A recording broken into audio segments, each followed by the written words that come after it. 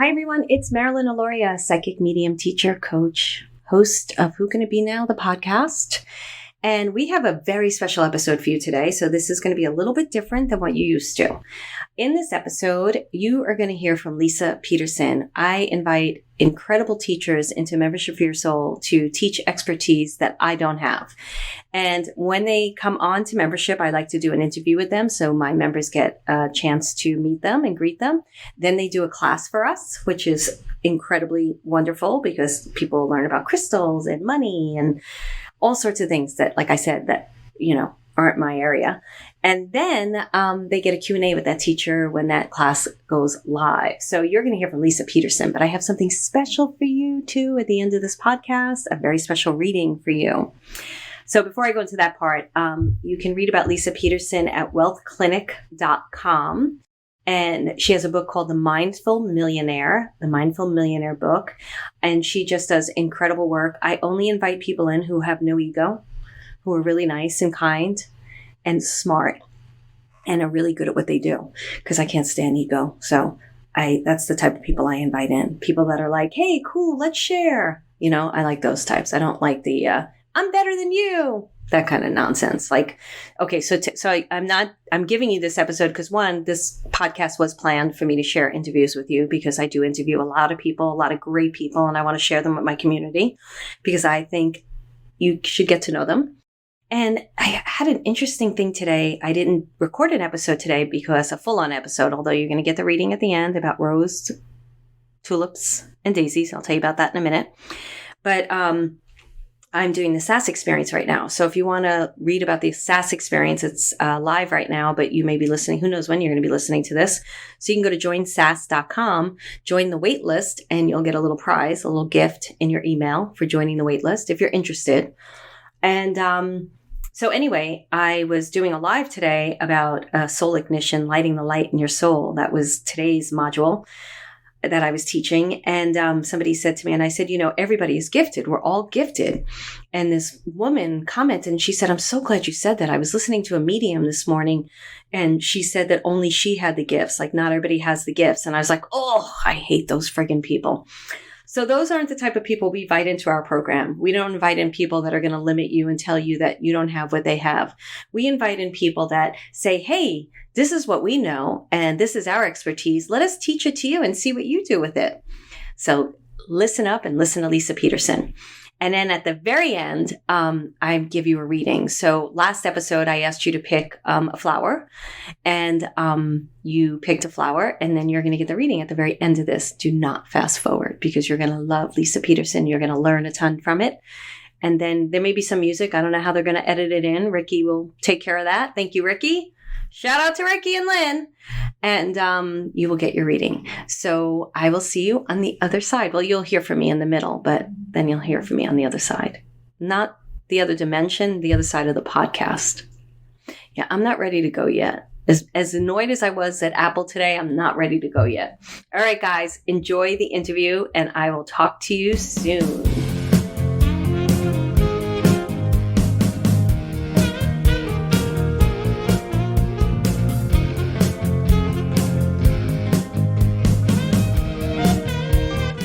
We're here with Leisa, the guest teacher this month, right?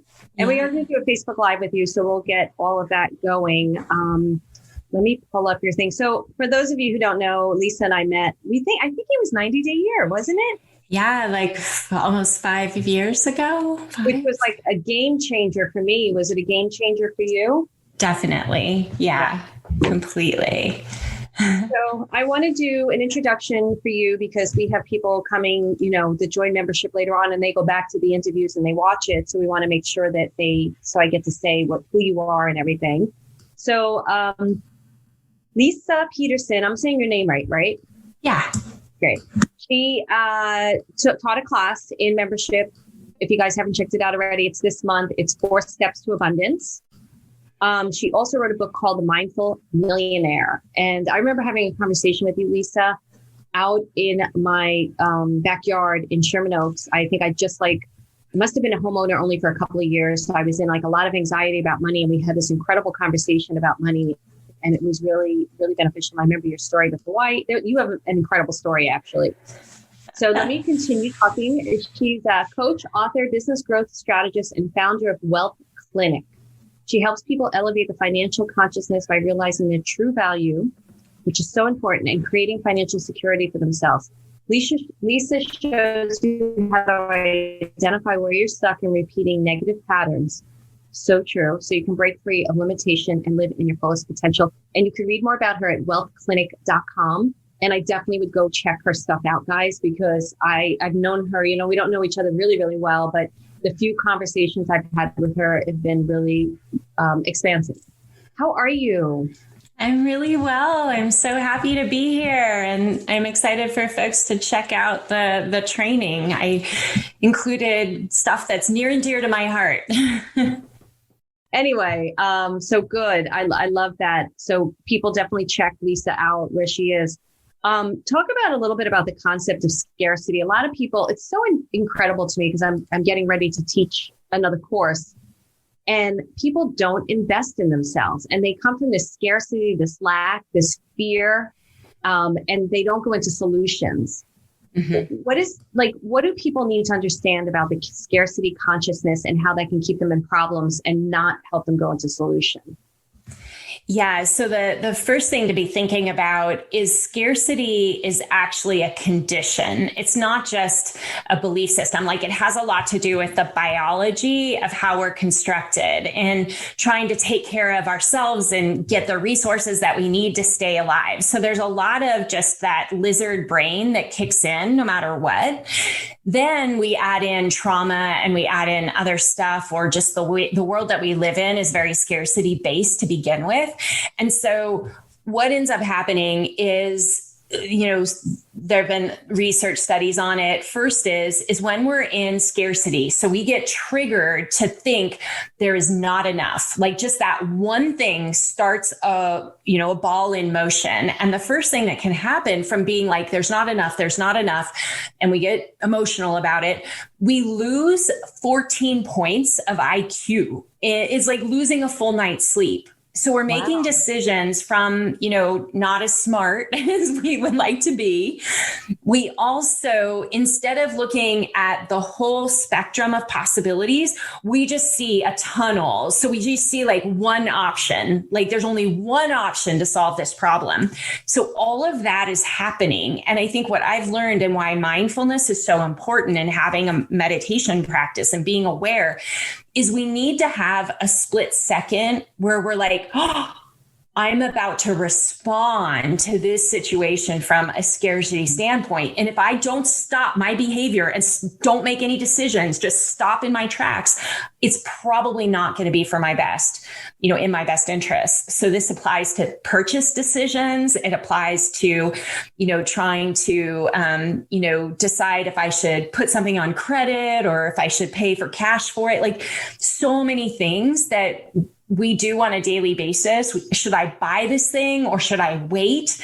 If we're making a decision because we need it and we're afraid, right there, we need to stop and say, I refuse to buy this if I'm feeling that this is the only way out, because I am actually being activated from a scarcity standpoint.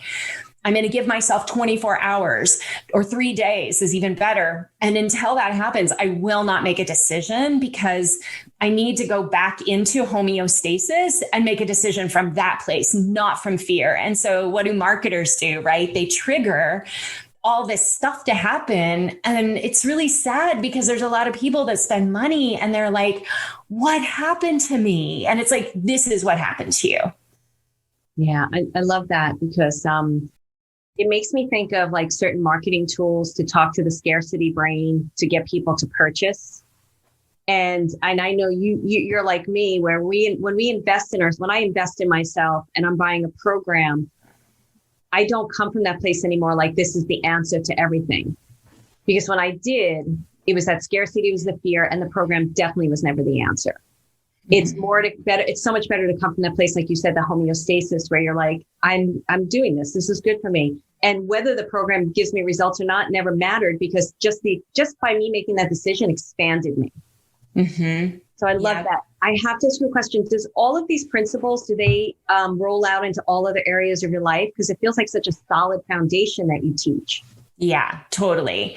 When we tune into the chakras, I will say, and like human design, for example, I'm uniquely built. And I can say that because I've seen like probably 500 human design charts. I am open in the splenic center and then completely defined and rock solid with no channels in the root center. So what that means is that I am totally clear at kicking in my root chakra and being like, this is what you need to do. But I'm also with the open splenic center, I am like feeling everyone's fear. So my psychic powers come through the fear center, which has been hard in a year of pandemic because I feel everything. But all my 22 years of work have allowed me to notice what someone else's and what's mine and manage that. But what's happening is, and then I'll also add, I'm rock solid in the heart chakra. So the way I teach is like root chakra, heart chakra, root chakra, heart chakra. And then the splenic center is guiding me to see where are people afraid and where are they letting fear run their lives. And they're literally held in a prison rather than living freely because of that fear. I love that. What's the splenic center? Is that a human design thing? Yeah, it is. It's, yeah, totally. It's a human design thing. And it's, it's just like the fear center. Like we all have a fear center and it's really not pleasant to not know about this because I didn't know about it for 50 years of my life. But when I got the message, it was like, it explained like my whole life flashed before me. And it was like, oh, that's why you are the way you are. That's great. So now the root chakra and the heart chakra, what do they represent to you? Because I teach different chakra things too. And I want to hear from you because I love how you marry the two. I think they're so super important. And I would love to hear what they represent for you. Yeah. So the root chakra in the context of money is all about having a regular stream of consistent income that is predictable and we know where it's coming from. And this doesn't mean that we have to have a job, but it does mean that there's a lot of value in having a baseline, even as a business owner, to know that a certain number of, dollars are going to come in on a monthly or annual basis. So that's where I see it most important. Deals with kind of our fears, worst fears sort of thing. And then each of the other chakras have different things, that the heart chakra is about giving and receiving. So this complete cycle that they need to be in harmony, that we can't give and not receive, that they need to be in unison and unity. And so learning about how many people it's far easier to give than it is to receive because we've received all these religious messages that it's better to give than to receive, which is BS. And so that's the heart chakra. Leisa, let's talk about that because we have to. So, and then I'm going to go to some of the other questions. I'm loving this conversation. It's so wonderful. So let's talk about, I'm not sure if you ever see this. I don't see this anymore since I've kind of worked on it on my own side, but Jesus didn't charge, so why should you? I guess you never heard that one, huh? I hadn't. Yeah, the universe really attacked my Christian belief system there, and I had to really work on that one. Then I worked it, and I don't hear it anymore. Yeah. Oh my gosh. I mean, it's not that I don't hear the stories. Even today, there was one that somebody said, well, I want to join your program and I'd love to do a trade. And I was like, wow, I hadn't heard that one for a long time. But I was like, it doesn't work that way. Like if we establish a price for something, that is the price. And if the problem with trade, which I think people who earn not very much money, they love trade. And I haven't had enough time to think completely about it. But what I will say is it creates leaky energy because it's not always in alignment. And the reason we use money is that we're not having to get into, what is $1 worth to me and what is $1 worth to you. Yeah. and it's ugly. And I think it's one of those self-sabotaging things that we can do that don't really take care of us and doesn't take care of other people. It's like, go to the money, work out the money. There's always going to be a money exchange, and have trade be your last possible resort if you can't, because it opens up other stuff. Is part of what you do, I love what you said about that, because I feel the same way about trade. Is part of what you do you feel like you love money? Like you have a really solid relationship with it? And do you see it as is it a separate entity? Is it energy? How do you see it? Like, talk to me a little bit about that. So yes, I love money just like I love a bird or a tree or the sky or the sun. I love it because it's me seeing something, and whatever I see is projecting myself back to me. So I see everything as the same. It's, if I want to feel love to money, then I feel that energy coming back, and it's just literally my heart, going out there in the world. Now, it isn't always easy when we're doing something like a mortgage refinance or something to be like, this is love, this is love, this is love. But I do have fun with it. And I do feel this sense of freedom around it. And I do love the choices that it brings into my life. And so to me, money is about freedom and choice and decision and clarity. And for that reason, I have a lot of fun with it. Does that help? Completely helps. I love it. I love that answer. I love how you equated it to nature too, because when we talk about, like, what's the difference between, I know I'm going a little bit off your questions, but I'm loving this conversation. What's the difference for you between abundance and money? Is there a difference? Do they work together? How do they work together? Yeah. So I think that there's a difference in that, I do really see money as a piece of paper. There's a certain number involved. Like, I am looking at my net worth. I'm also looking at net worthiness, which is where the chakras play in. Like, what is that for each of us? And abundance is when I think of abundance in my model, it's all about the crown chakra. And this is when we're connecting into the divine, we're connecting into like giving and grace and how that shows up in our lives. Like, the more we give, the more we receive back, the more abundance there is in the world, that it's just this multiplying thing that's up to us to start the conversation off that way.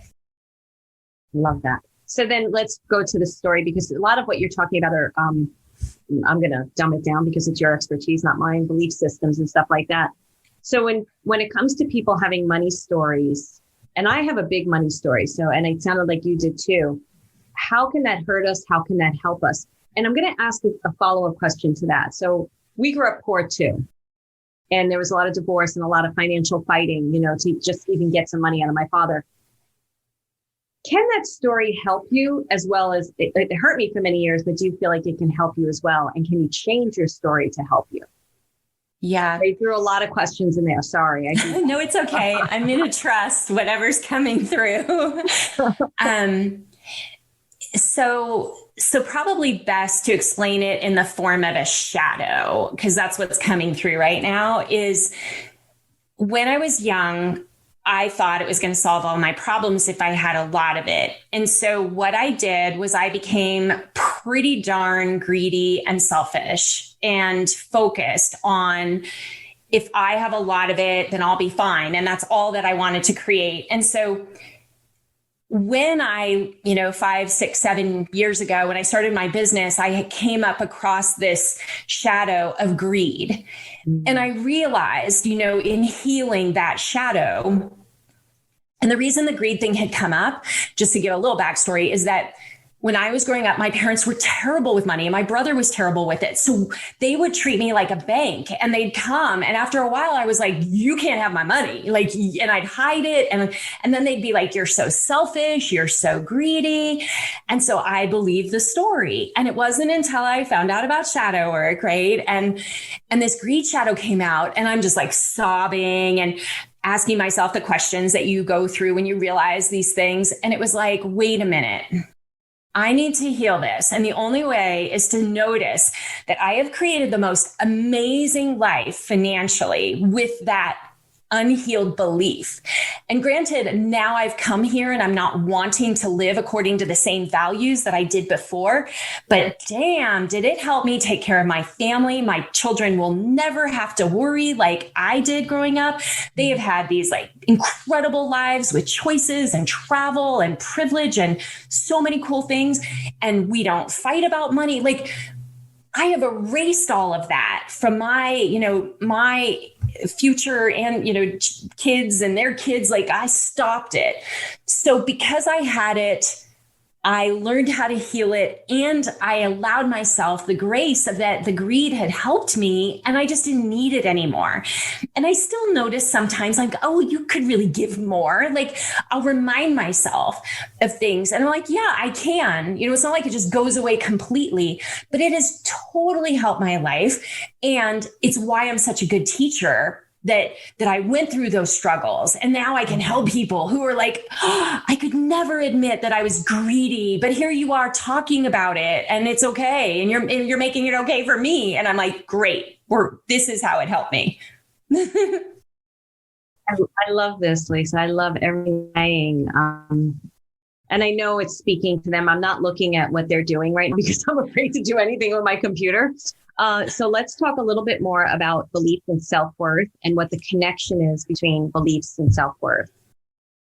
Yeah. So sacral chakra to me has a lot to do with feelings of worthiness. And the way that I kind of came to that is that in the sacral chakra, it's all about feelings. And I notice that people, especially in the West, are very, very cut off from their feelings.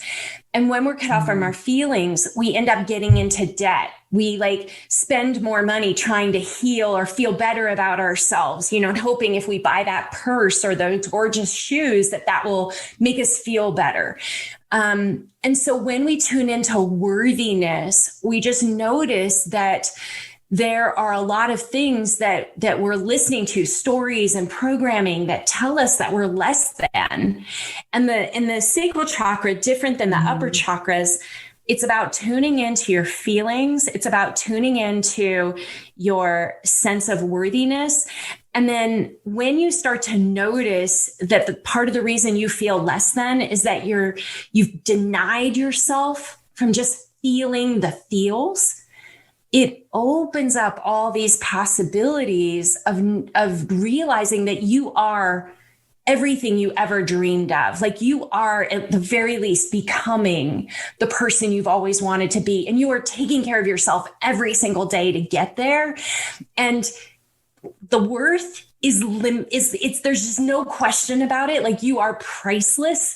It's not even a conversation you should be having, but because we're having it, we're learning how to let go of all of that and come into this place of, I'm home, I'm priceless. There is no question of my worthiness or value, but that's a journey. And that's kind of when we don't feel worthy, we treat money accordingly.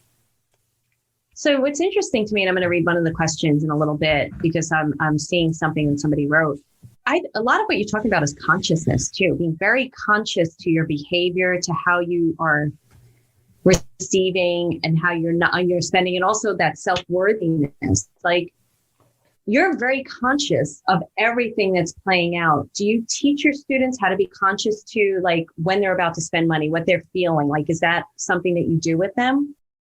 Yes. It's like anything that could come up on the whole spectrum of possibilities. I've found that the teaching goes so deep that it's much better just addressing it as the questions come up, because like you said earlier, I'm teaching it through the lens of money, but what I'm teaching applies to every single aspect of life.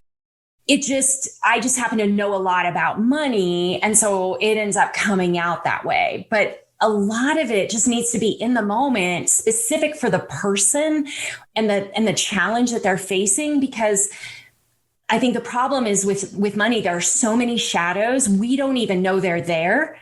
and we'll read something and we'll miss it because the bias and the belief system keeps us from actually understanding what's being taught. Yeah, I understand that. I'm going to read this response. So actually, I'm going to share my screen so you can read it with me, just in case my computer is doing its thing. So you can see Paula right here. She says, sometimes it's not scarcity. It's working within a budget so that purchasing beyond our means doesn't cause more stress. If someone only has $100 left in their bank account and has already purchased courses that they are still working on to improve themselves, then other courses will have to wait. Food and shelter come first. We can't assume what another situation is. I'm hearing a belief in here. I'm curious if you could respond to this, what your experience of this is. And everybody's open here to hear feedback. Yeah. Oh, I can continue to share. Do you want me to continue to share so you can see that? Let me see that because Sure. Yeah, I hear what you're saying. So I think that there's an interpretation here of like what we're talking about, and that might be what you're picking up on, Marilyn, because we haven't even gotten into the practical aspects of like how I teach what I teach. But let's be clear, like I teach about money management. I teach people about how to pay attention closely to how much money is coming in and how much money is going out. We used a tool called YNAB, and it isn't like the reason that what's being stated here by Paula is maybe different than the conversation we're tuning into is that at the end of the day, what matters more than anything is that you are living in accordance with your values, and no one else can tell you how to do that. When we're consciously aligning with our values and our money, as part of that, then our life looks very different. It has nothing to do with how much money is being spent. It's about you coming in alignment with your values and then you deciding how much to spend because it's in alignment with what matters to you most. Does that make sense? Yeah, it does. She's talking about yes, but the thing that I'm picking up, Paula, and I believe you are too, is that she says food and shelter come first. Of course it does. I agree with everything you said, Leisa. But I also think that there might be, and I might be wrong, a limited consciousness here of how much more she can earn or make.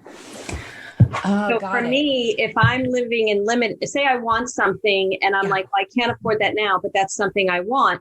I start going into solution now. How can I get that without going into debt, without not being able to pay my mortgage? Yeah. So my brain, because I've had a lot of the stuff that you're teaching, which I think, by the way, Lisa's book, I'm going to share this again. We're going to share Lisa's website. Go to that course because everything she's sharing is going to benefit you guys greatly. It changes your life. What she is talking about is not just financial stuff. It's so important. She goes to the root of the issues. Leisa, go ahead. I didn't mean to cut you off, honey. I just wanted to say that to everyone. Yeah. So totally 100% what you said. And this is probably the thing that you and I are doing. And sometimes we don't even realize that we're different about this. But because you brought it up, you're making me think like I am always going to look at where could more money be coming from? Like, where is that possible? And I won't stop until I find it. Like, I'm like the squirrel looking for the acorn. And for example, I'll give you, is it okay if I give a little example of even the past 90 days? You can do whatever you want, sweetie. Please. So the pandemic, my husband and I, he's in construction. We do real estate. We have Airbnbs here in Sedona. We have a commercial real estate building. We have a lot of resources, but the thing that the pandemic did is that, that it shut down Airbnbs and our income was shifted. And we definitely got put in that washing machine that I often talk about where you're spinning around. You're like, wait a minute, I thought I did everything right. And here we are. And so in the course of this past year, about 90 days ago, I looked at my husband and I was like, I think that if we could have another Airbnb on this lot next door to us that happened to be open, it'd be a game changer. Like we wouldn't have to do anything else. Like I don't have to do the job if I don't want to do it. You don't have to do anything. Like that would give us well over 6 figures of regular income, consistent, even if it was rented out full time, not Airbnb. And he wasn't sold on it, but I created my plan of action and I'm like, this is how it can happen. We need some financing. We need to get this guy to sell us this lot, like very specific things. Now that money didn't exist until it came into my thought and I started planning and creating resources and convincing my husband of what we needed to do.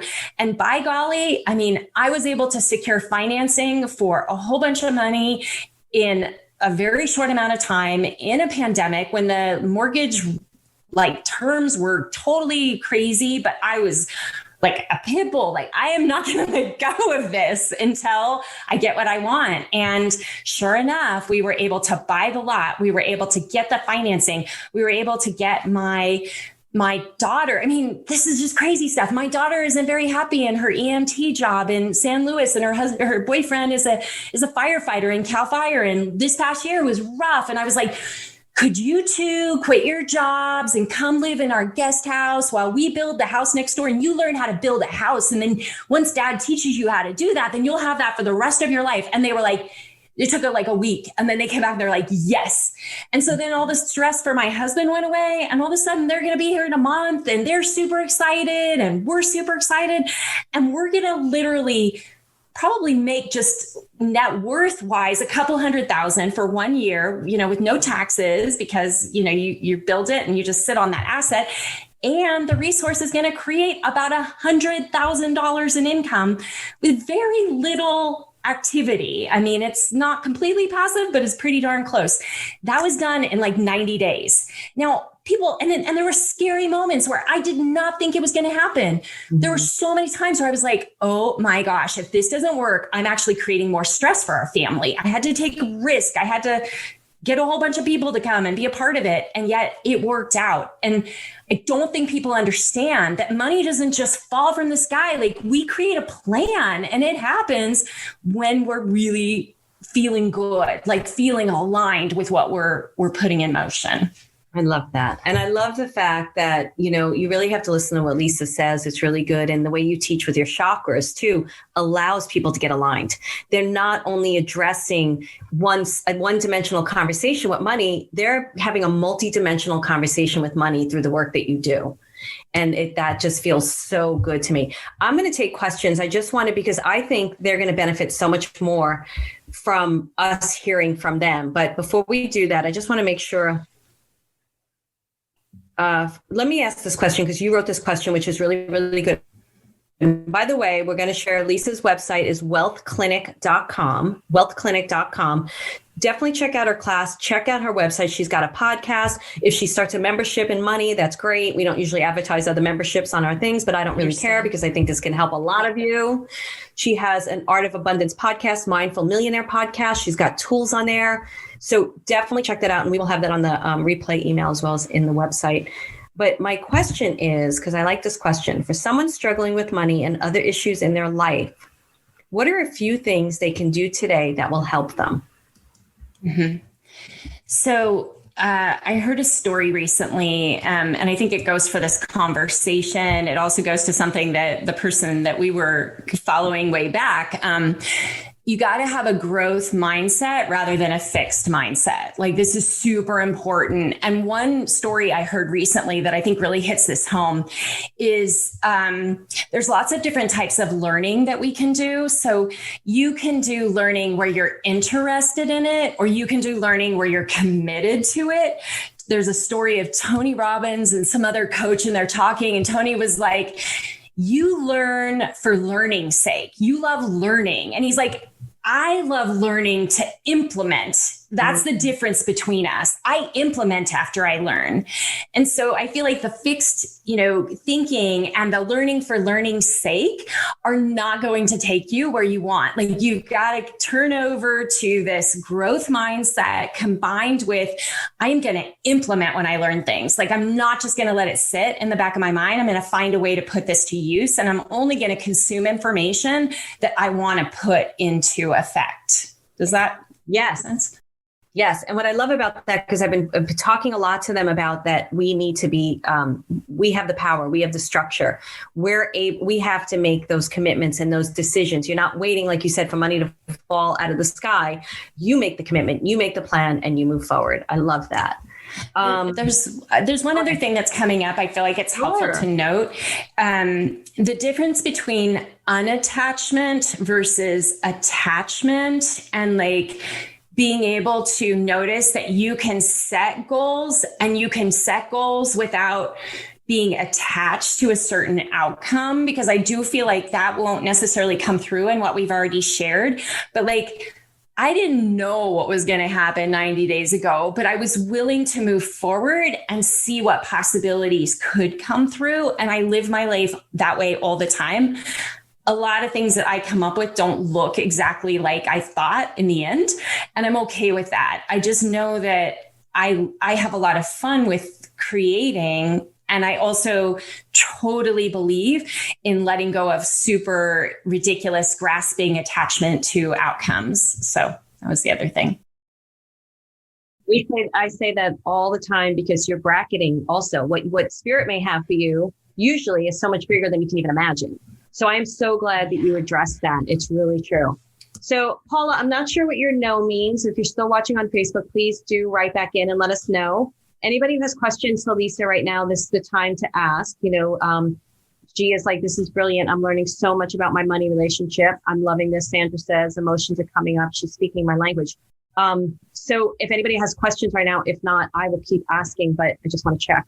Leisa, this is such an important conversation to have, especially now, because so many people so many people did get affected by COVID.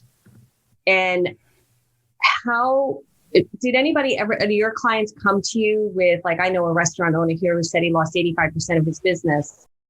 And I'm wondering if he got the EDIL loan, the PPP loans. Like, I don't know. I'm not judging it. I'm like, here, take more money. I'm trying to tip him higher.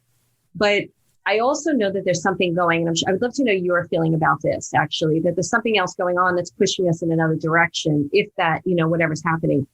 How did you address financial issues that people are having with COVID? The emotional, energetic, psychic part of it? Does that make sense? It does. And you can answer anything you want. Like, it doesn't matter. Yeah, it's been a very interesting journey. And I think I've learned a lot over this past year. I live in Sedona, which kind of got torn up pretty bad in spiritual communities this year. Kind of, which camp are you in? Masks, no masks, like all this stuff. And I think that once I got solid in myself, I just noticed that all roads just kept leading me. And I think the people that come and hang out with me back to our center, that we had to work harder to find the center, but that once we did that, we became more unshakable than maybe we've ever been in our whole entire life. So I feel like it did get torn and tossed but at the end of the day, I think that these times are causing people to return to the things that matter most. Like, I would say values, making more clarity in what you do truly believe, and then staying really confident and steady in the values that you have. So if your value is that I am going to choose abundance, then the work, which I feel like I was doing all this year for myself, was noticing the fear pattern and then moving towards abundance, and noticing what the choices look like when you're in scarcity and what the choices look like in abundance, and the fact that you can choose which one you're going to habitate in. And I think that's lifelong work, but I just saw a lot of people get couldn't get out of the negativity. And so the negativity spirals down. There's no way out of the negativity itself.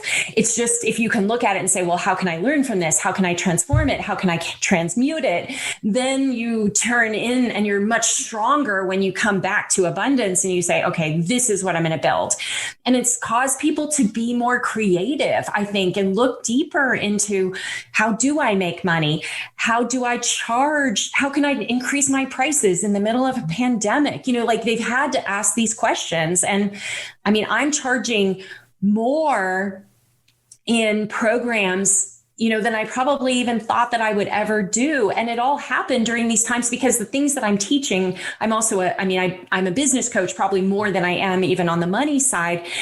And I just noticed that all these businesses were not equipped to be able to make a profit and have a consistent income. And I was like, I have to use these skills to help people, because I see that they're getting not good information out there. They're being taken advantage of. These scarcity tactics are being used.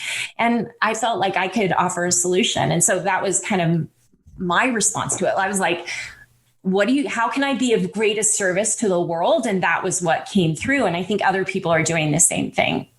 I love that, because when you express your answers, they're very grounded. And I think that that's super important. And I think that speaks to the work that you do with your chakras, because again, it just goes back. Your answers are very grounded in yourself and very practical.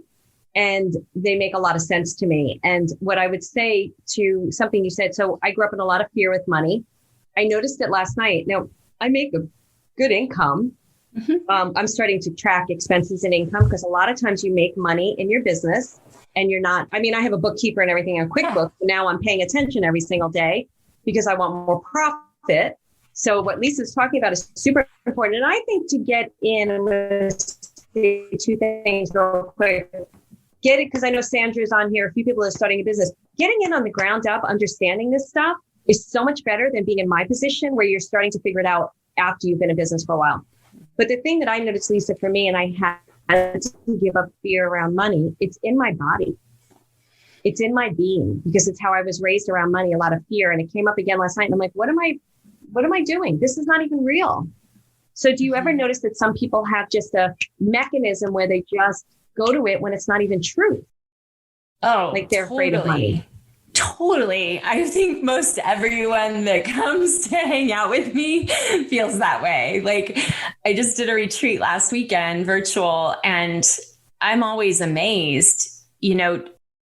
People are very self-conscious about what you're talking about, very self-conscious. And I'm so used to talking about it all the time. I'm like, nothing could faze me. But when people are sharing it for the first time in a group of people, it's like, oh my gosh, I've never been even willing to look at this, much less share this with 40 people, but here I go, world. And that's healing. Like just being able to share that we see the problem, we see the root underlying cause for why these patterns exist. And I'm like, girlfriend, boyfriend, like, you're on the road to recovery. It's not like magic. It's like magic once you figure it out, because that's when the healing starts to happen naturally. Love that. Lisa, what do you want to leave us with? And the name of your book again, too, is, I'm sorry, I don't have that screen. Yeah, no, it's okay. So I'll grab this. The name of her book is The Mindful Millionaire. The Mindful Millionaire. It's in bookstores. You can get it on Amazon, and it's not for the faint of heart, but yes, it's totally worth a read. The first part is super easy to read. Then you get into the practice, which is kind of like the artist's way, but it's like the journey, 8 steps of questions and everything you need to do to work on this stuff yourself for the price of less than $20. So, and I recorded the audiobook as well, and it's really high quality. So that's another option. That's great. And is there anything that you would like to leave us with? Just that you are limitless, that you are abundance, that it's your job to find your pathway to it, that it is part of you. It's already there. It's just some stuff that's kind of blocking the vision. And even if it takes the rest of your life, it's totally worth every bit of energy and investment and of time, that you put into it. It's worth it. And you're worth it.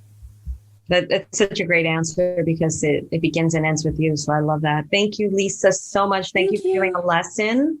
And thank you, everyone, for joining us. So wasn't that amazing? I love the people. I just love them, that they all come in and do these incredible classes and Membership for Your Soul. You can read about Membership for Your Soul at joinsoul.com and check it out. You can see all the incredible teachers we've had in that program and continue to add into that program. It's just really a great place, a great community to support you in your gifts and to help you grow.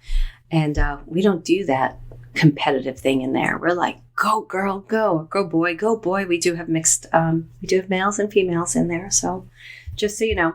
All right. So last week I asked you to think of a question and you came up with 3 things and I gave you a reading. And then maybe you didn't go to that one, so you'll want to go back there and listen to the reading of episode 24, Creepy Psychic Kids. This one, I asked you to pick a flower. So many times when you're doing readings, what I want you to do is think of the next question. I'm not going to get into too much in this episode because it's already long enough, but I will be teaching down the line the ... technique. So whatever question you have based on maybe the last question you asked and got a reading for, or maybe based on this incredible interview you just heard. I'm not, you know what? I'm done. I'm sorry. I'm not editing anything out anymore. This is it. This is me, guys. All right. So think of that question. I'm going to even do it because I channel these answers and I forget. Got it. All right. So close your eyes. And you're either going to see the word, you're going to hear it, or you're going to see the flower. Daisy, tulip, or rose. Pick one. Daisy, tulip, or rose. Daisy, tulip, or rose. Okay, if you pick Daisy, someone in spirit that loves you wants you to know they are around and they're here to help you. Whisper to them and share your thoughts and wishes. Feel their love. Daisy is asking you to stop hiding and allow yourself to be seen and heard. Shed the layers of fear. Embrace the light. Follow your dreams. Whenever you're in doubt, imagine a daisy in your heart and let its energy fill you up. Daisy knows you're capable of so much more than you're allowing in. Open the door and let the light in. Then do something fun. Skip, jump rope, sing a full song. Do something joyful. Oh, sing a fun song. Do something joyful. Daisy is reminding you to play. Stop being so serious about your life. Go find a great book. Grab a cup of tea. Curl up somewhere and read it. Don't waste your time scrolling through social media, unless you're on my Facebook page. That's not in there. Sorry, I had to throw that in as a side note. Don't waste your time scrolling through social media. Instead, spend it wisely by listening or learning something new. You are here to bring light to others. That's your little ending line. You are here to bring light to others. Don't worry, these answers are in the show notes so you can reread it. All right, next one was tulip. Celebrations are in order. Something big is about to happen. You worked hard for this moment. Allow the opportunities into your heart. Don't sabotage them. Know you deserve the greatness that you've been praying for. You're ready to meet this incredible experience and share your soul with others. Allow love in. Think about your biggest dreams day and night and feel them flowering in your heart, your soul. Ground into the earth in a new way. Stand tall. Stand proud. You're ready for this moment. Now go out and meet it. Anything is possible. You are here to stand in your power and share your essence with others. Rose. Spend more time in nature. Spend time doing things you love. Look at your day and ask yourself, how much of it are you spending doing things you love? If you aren't enjoying your life, know you can change it. You have the ability to create change in your life. Do not wait for outside resources to show up. Decide to change and do it now.